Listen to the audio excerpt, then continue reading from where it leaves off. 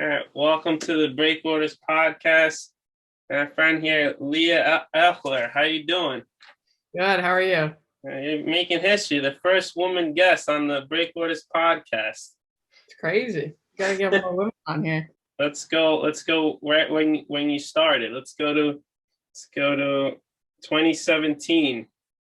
Right. So you interned from the Boston Breakers of the women's soccer league. That's before you got into the your position now. So Yeah. you want to tell everybody about that? Yeah. I was a junior in high school. This was like right after the 2016 Olympics. I started to get into women's soccer and like the National Women's Soccer League. And I was like, oh, I'm from Boston. There's got to be a team around here. So I saw there was the Boston Breakers and I applied and I got the internship and I was the youngest intern. Everyone else was in college already. So that was cool to be able to do that at such a young age and work with a professional team and be around the best soccer athletes in the US. So it was really cool doing operations for them. Nice. That's what's up. That's what's up. So you're also the assistant athletic director in the intern 2018. So that was like for your high school, right?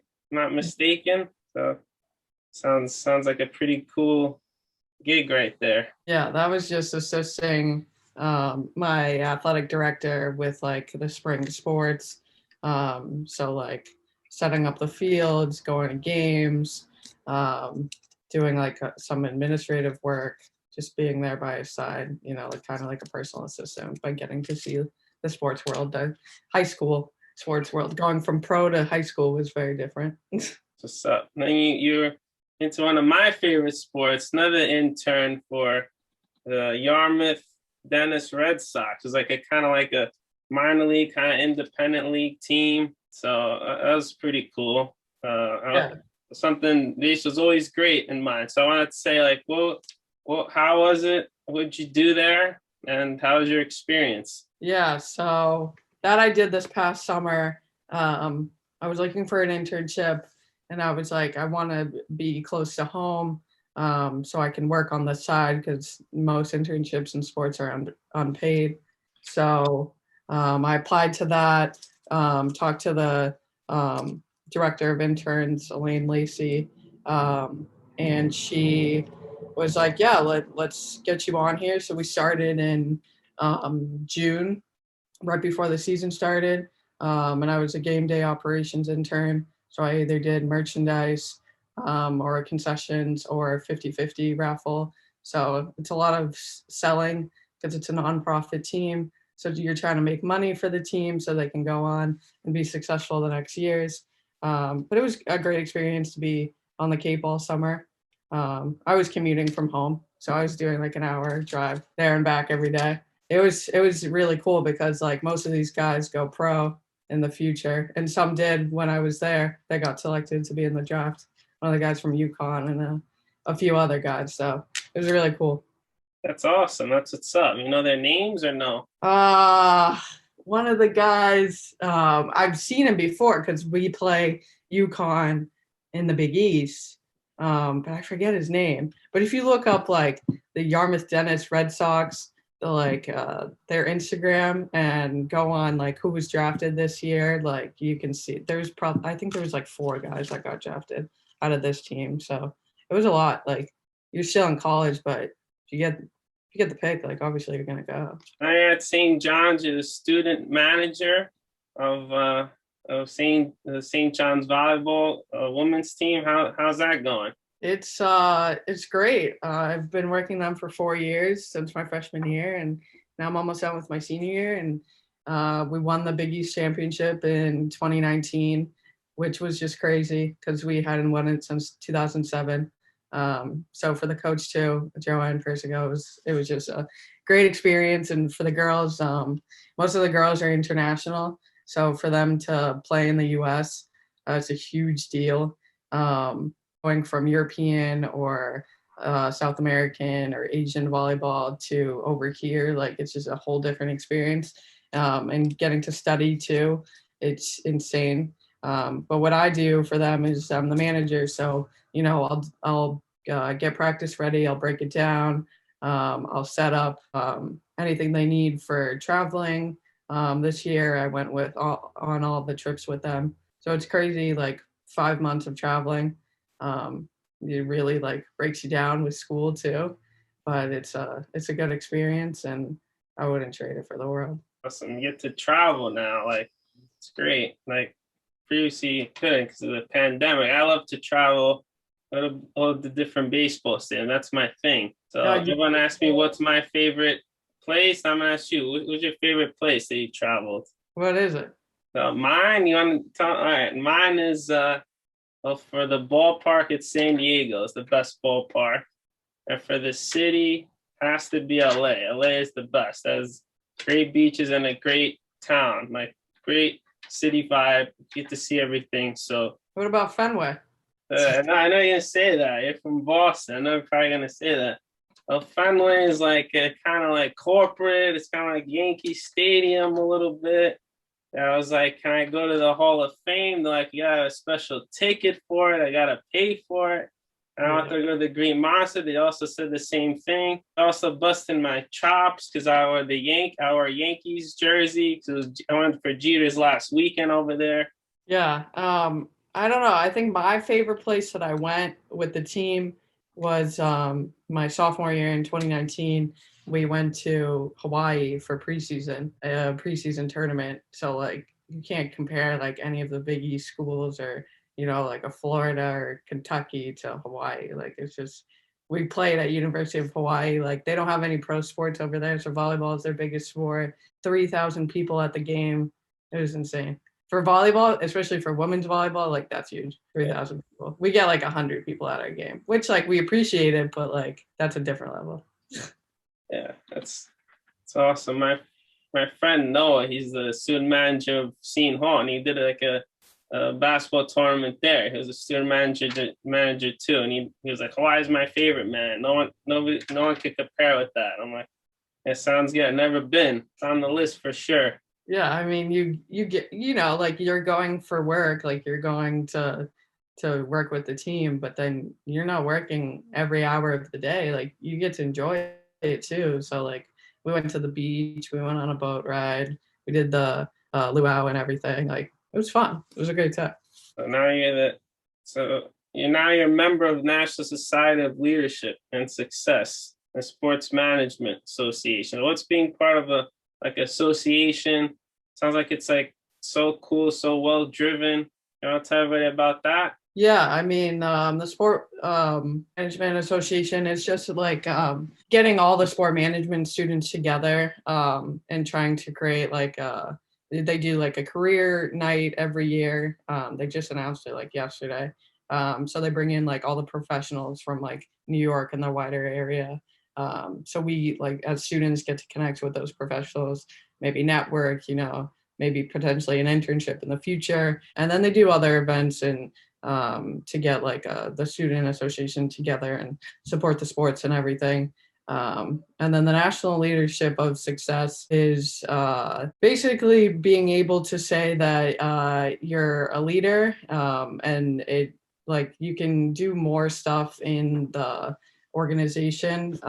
It's like kind of like team building and like your personal building and stuff like that. So I haven't been too with it since I joined it, but it's been good.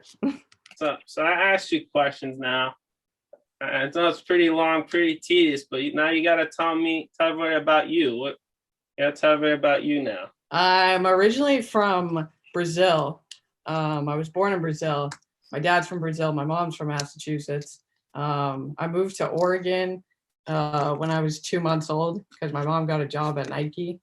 And then a year later, my dad got a job at Nike. So I've been surrounded by sports, like the sporting industry my whole life because I went to preschool at Nike and then I'd go to my dad's office, my mom's office, and I'd sit in on meetings, like not really knowing what was happening, but it was still cool. And then when I was 8, I moved back to Brazil with my dad, learned Portuguese there. And then when I was 11, I moved to Massachusetts stayed there till I went to college, but moved around Massachusetts a little bit.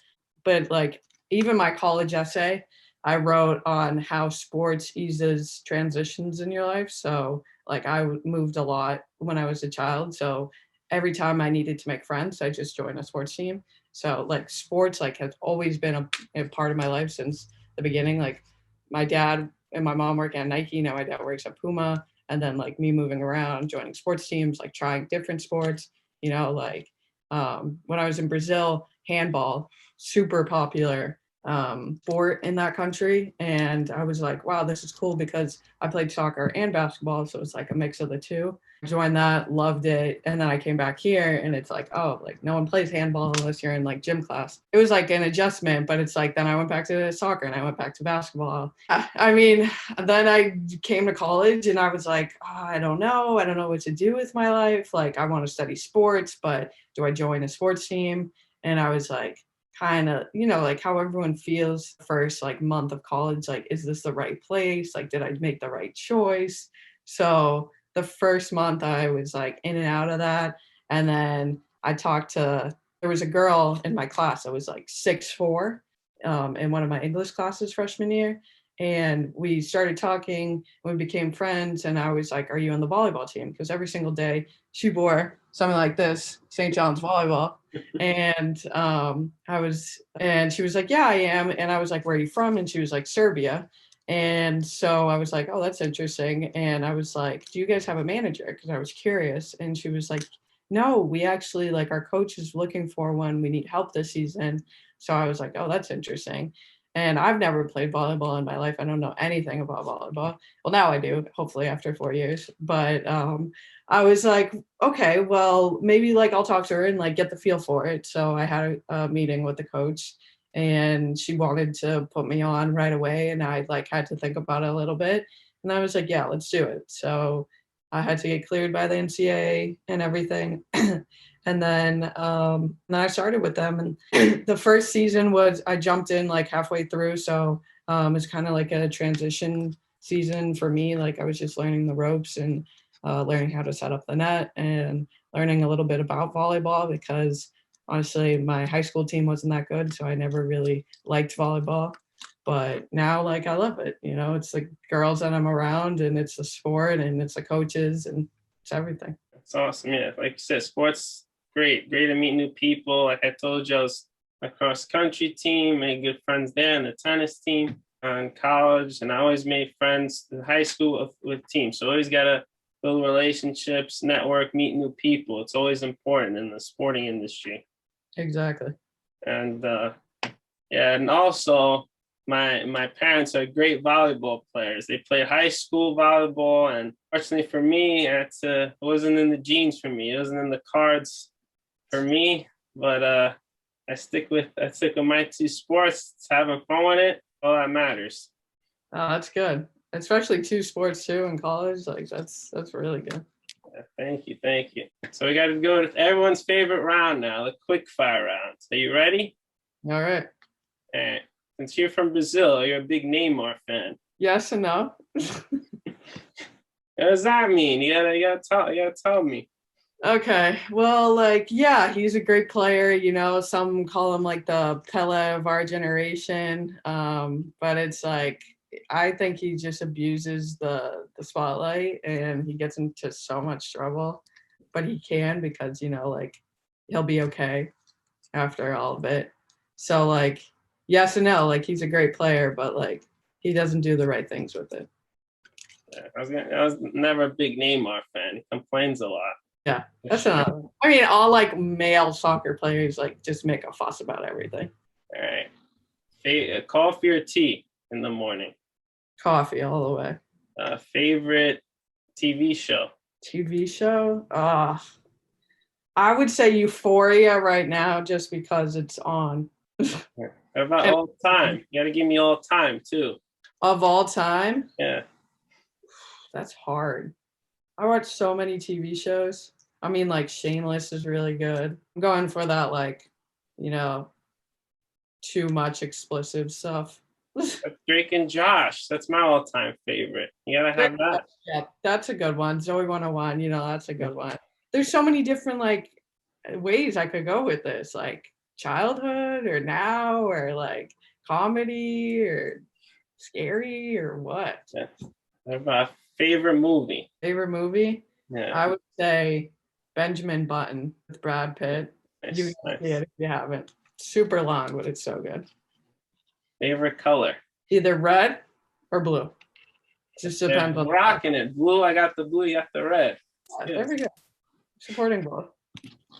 We got favorite athlete of all time. Favorite athlete? I think it would probably be like Mia Hamm of all time. Like Mia Hamm just is like an extraordinary like women's soccer player, played for the US women's national team. I actually met her when I was like 3. She went to the Nike offices, but I don't remember at all. But I wish I did. What? Did you see Nomar? Nomar is his wife, so the baseball player. Oh. It's the man. No, he played for the Red Sox. You don't know Nomar? Oh, yeah, I knew that.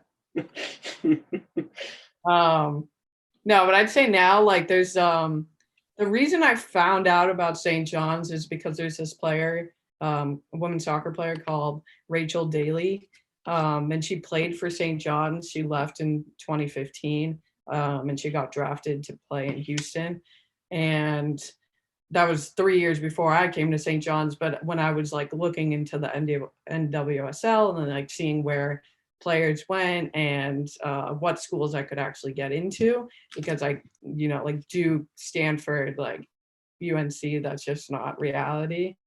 So I saw St. John's and I was like, okay, that's New York. Like, that's not that far from home, like 4-hour drive. Like, I could go there. So I checked it out just because of her. Like, I didn't know St. John's before that.